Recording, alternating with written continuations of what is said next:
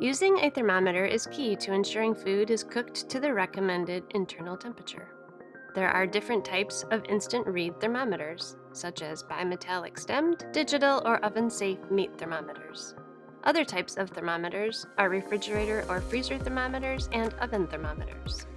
Digital thermometers may be more expensive, but have a narrow sensing area. They do register the temperature quickly on the digital display.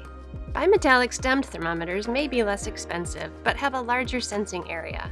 It is important to insert the probe all the way up to the dimple, also known as the sensing area, in order to get an accurate reading. Meat thermometers can be left in the meat during cooking, so you can read it as it's cooking.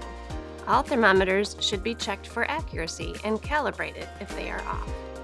Refrigerator and freezer thermometers are used for monitoring cold storage temperatures. It is important to place in the warmest spot, like in the door or front of the shelf. Refrigerators should be 40 degrees Fahrenheit or below.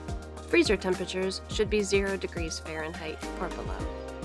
Proper use of thermometers is important to cook food properly and for safe storage.